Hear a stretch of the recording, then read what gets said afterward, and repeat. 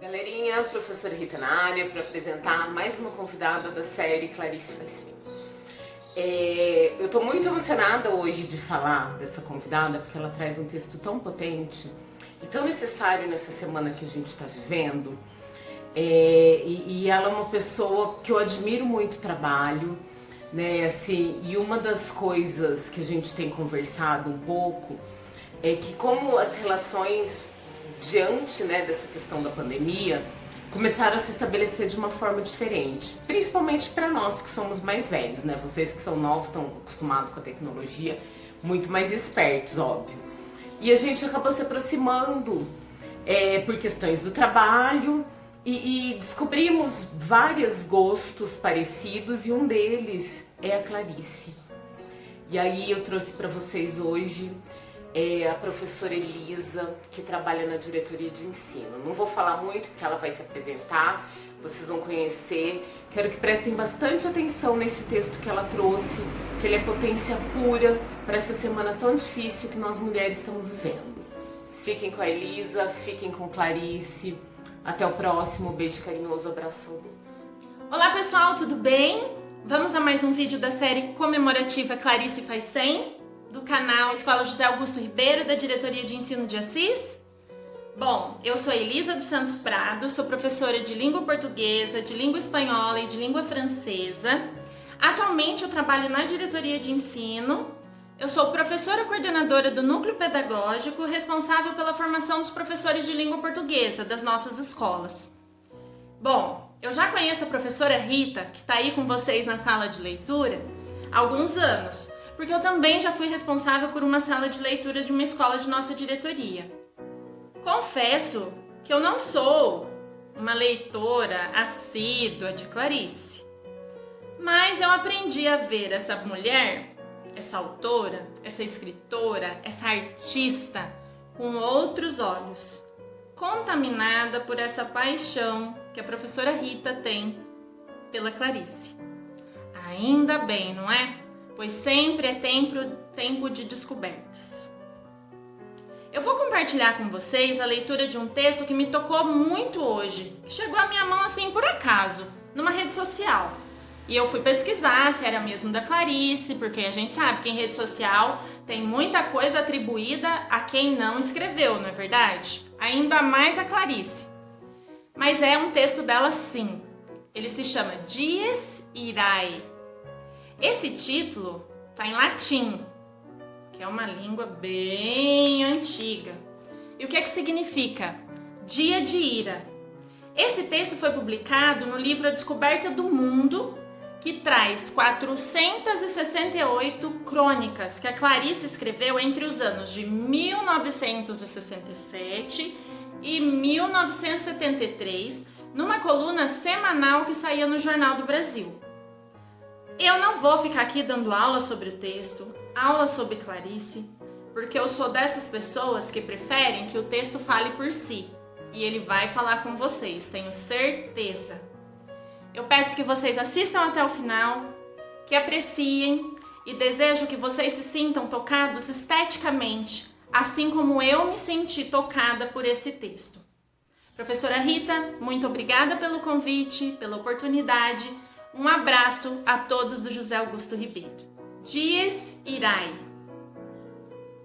Amanheci em cólera. Não, o mundo não me agrada. A maioria das pessoas estão mortas e não sabem, ou estão vivas com charlatanismo. E o amor, em vez de dar, exige. E quem gosta de nós quer que sejamos alguma coisa de que eles precisam. Mentir dá remorso. E não mentir é um dom que o mundo não merece. E nem ao menos posso fazer o que uma menina semi-paralítica fez em vingança: quebrar um jarro. Não sou semi-paralítica. Embora alguma coisa em mim diga que somos semi-paralíticos. E morre-se sem ao menos uma explicação. E o pior, vive-se sem ao menos uma explicação. E ter empregadas, chamemo-las de uma vez de criadas, é uma ofensa à humanidade. E ter obrigação de ser o que se chama de apresentável me irrita. Porque não não posso andar em trapos como homens que às vezes vejo na rua com barba até o peito e uma Bíblia na mão. Esses deuses que fizeram da loucura um meio de entender? E por quê? Só porque eu escrevi, pensam que tenho que continuar a escrever? Avisei meus filhos que amanheci em cólera e que eles não ligassem, mas eu quero ligar. Quereria fazer alguma coisa definitiva que rebentasse com o tendão tenso que sustenta meu coração. E os que desistem? Conheço uma mulher que desistiu e vive razoavelmente bem. O sistema que arranjou para viver é ocupar-se. Nenhuma ocupação lhe agrada. Nada do que eu já fiz me agrada. E o que eu fiz com amor estraçalhou-se. Nem amar eu sabia, nem amar eu sabia. E criaram o Dia dos Analfabetos. Só li a manchete. Recusei-me a ler o texto. Recuso-me a ler o texto do mundo. As manchetes já me deixam em cólera. E comemora-se muito. E guerreia-se o tempo todo. Todo um mundo de semi-paralíticos. E espera-se inutilmente o milagre. E quem não espera o milagre está ainda pior. Ainda mais jarros precisaria quebrar. E as igrejas estão cheias dos que temem a cólera de Deus e dos que pedem a graça, que seria o contrário da cólera. Não tenho pena dos que morrem de fome. A ira é o que me toma e acho certo roubar para comer. Acabo de ser interrompida pelo telefonema de uma moça chamada Teresa, que ficou muito contente de eu me lembrar dela. Lembro-me. Era uma desconhecida, que um dia apareceu no hospital, durante os quase 3 meses onde passei para me salvar do incêndio. Ela se sentara, ficara um pouco calada, falara um pouco, depois foram embora. E agora me telefonou para ser franca, que eu não escreva no jornal nada de crônicas ou coisa parecida. Que ela e muitos querem que eu seja eu própria, mesmo que remunerada para isso. Que muitos têm acesso a meus livros e que me querem como sou no jornal mesmo. Eu disse que sim, em parte porque também gostaria que fosse sim, em parte para mostrar a Teresa que não me parece semi-paralítica, que ainda se pode dizer sim. Sim, meu Deus, que se possa dizer sim. No entanto, neste mesmo momento, alguma coisa estranha aconteceu. Estou escrevendo de manhã e o tempo de repente escureceu de tal forma que foi preciso acender as luzes.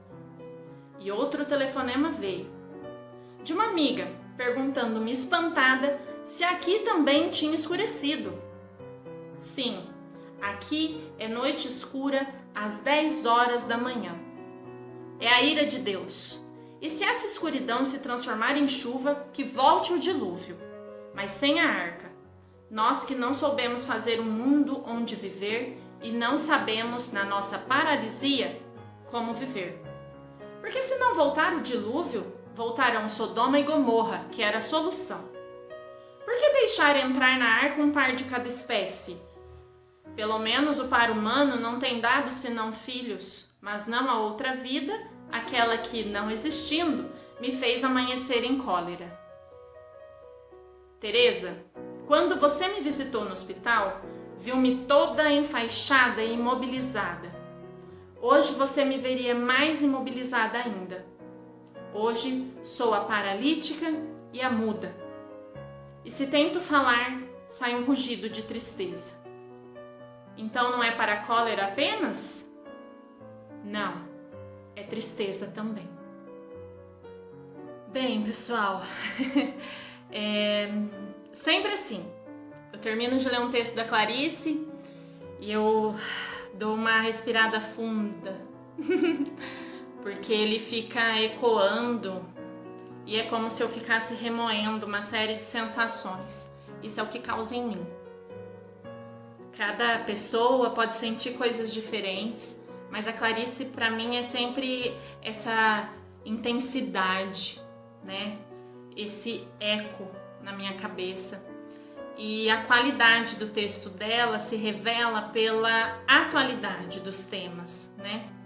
Então, eu espero que vocês consigam extrair, depreender desse texto muitas mensagens, que ele toque profundamente a vocês, também como me tocou, e que vocês consigam, assim, fazer os links, estabelecer relações entre algumas coisas que nós estamos vivenciando, sejam essas coisas de cunho pessoal ou sejam mais coletivas, né? Porque somos todos humanos e a literatura é isso, é essa arte que nos torna cada vez mais perigosamente humanos.